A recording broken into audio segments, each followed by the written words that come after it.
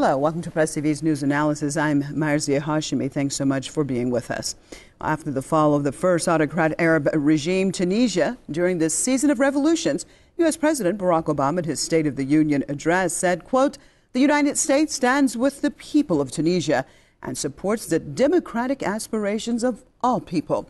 Now, some Americans, such as world-renowned political activist Noam Chomsky, have a drastically different take on the role of the U.S. in these uprisings. A number of months have passed since Tunisian people successfully ended the long-time rule of President Zain al-Abidine Ben Ali. The popular revolution produced ripple effects across the Arab world. Egypt, Libya, Yemen and Bahrain followed suit, with the public in each country demanding radical reforms in the way their countries are run. Many saw the uprisings as a major test for the self-proclaimed advocates of democracy and freedom throughout the world, especially the United States.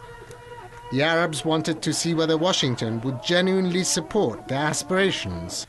The US first tried to support the lifelong autocratic regimes, then adopted a flip-flop policy toward the revolutions unfolding on the streets of its allied countries. This has drawn criticism from many American intellectuals, including renowned political activists Noam Chomsky.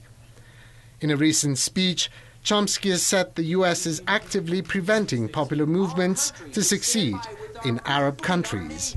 The U.S. and its allies will do anything they can to prevent authentic democracy in the Arab world. The reason is very simple. Across the region, an overwhelming majority of the population regards the United States as the main threat to their interests. Chomsky has also slammed Washington's response to the brutal crackdown of protesters in Bahrain, Yemen and Saudi Arabia. Despite daily killings and arrests of protesters and activists, the US has supported its staunch allies in these countries so far. The Saudi-led military forces invaded Bahrain, giving the security forces there the opportunity to crush it violently. Occasionally a sort of a pat on the wrist, but nothing much. That's very much the Carruthers principle. But in the case of Libya, the US, along with members of NATO, chose to intervene militarily in order to preserve its lion's share, namely Libya's massive oil reserves. The other category is an oil-rich dictator who's not reliable, who's a loose cannon. That's Libya. And there's a different policy. Try to get a more reliable dictator. And that's exactly what's happening. Of course, describe it as a humanitarian intervention. With the Arab uprisings gaining momentum, the White House policies have suffered repetitive blows. This is evident in the way Washington has responded to popular demands for democracy and reform. Well, I'd like to welcome my guest to the program, TV reporter and director Phil Rees from London, co-founder Crescent and Cross Solidarity Movement Mark Glenn via Skype from Idaho, and columnist and foreign policy in focus Con Hallinan from Berkeley, California. Thank you so much for being with us. Well, I'd like to cross over to Idaho first and get Mr. Mark Glenn in on this. The U.S. and its allies will do anything to prevent democracy in the Arab world. Your take on Chomsky's perspective? I tend to agree with what he said.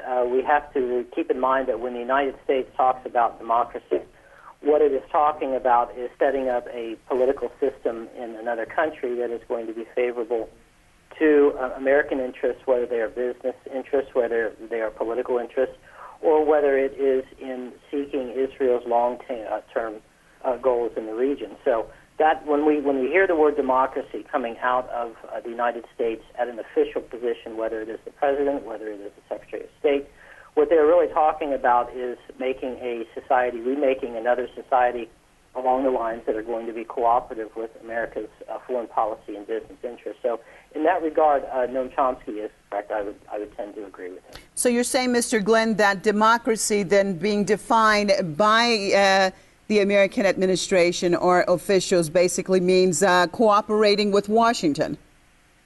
Exactly, and with Tel Aviv as well. We have to keep in mind that this is a two-headed beast. It's not just the United States and her political or business interests. The proof of that is that if these Arab countries really succeeded in bringing about true change, and let's say, for example, in the purely democratic model, they voted as an entire nation, as a people, to separate from the United States and instead to throw their good fortunes in with countries such as Iran or with Russia or with China or something like that. These same countries that the United States is so intent upon seeing democracy flourish would suddenly step in the case that they did in Libya. And so that is what we keep in mind, is that democracy for the United States, it means that democracy is fine as long as it's not going to interfere with long-term or even short-term American foreign policy and business goals. So that's just something to keep in mind. You know, I saw an interesting story on Press TV this morning that said that a recent poll taken in Egypt said that the Egyptian people wanted to remake their society along Islamic lines, using the religion of Islam as a basis of law. Now, the United States, which has been pushing for democracy now in Egypt for several months and touting the revolutionaries, I guarantee you that this did not make the people in the United States very happy when they heard that the Egyptian people, in a pure democratic type way, are now pushing to have Islam become the law of the land. And so that's how we'll find out whether or not the United States truly is a supporter of democracy, whether or not it steps in militarily in these other countries as it did in Libya. Okay, well, let me turn to Berkeley, California, and get Mr. Halloran in on this discussion. Now, the United States claims to be the leader of the free world and the supporter and defender of human rights. How is it that we see a wide range of responses to people in the Middle East and North Africa when all of them are seeking their basic democratic rights? Well, I think my colleague and I was correct. What you need to look at is what are American interests, and understand that the word democracy is a sort of a tactical and ideological phrase. It's not a principle in any manner. And so, you know, there's really no contradiction in American foreign policy between allowing the Saudis to beat up on the Bahrainians and supporting and attacking Libya. I mean, that's not an inconsistent position for the United States, because it's in the interest of the United States to keep the Fifth Fleet based in Bahrain and to control the Persian Gulf, and it's in the interest of the United States to control the 10th largest oil producer in the world and the largest oil reserves in Africa. This is not new. I mean, there's nothing earth-shaking about this. For the last 100 years, the United States has followed exactly the same policy in Latin America, and there's sort of one dictator or authoritarian regime after another that we've supported, and sometimes we've helped actually overthrow democratic regimes, as we did, for instance, in Chile in 1973. Same is true of Southeast Asia. Well, you say it's nothing earth-shaking and nothing different, but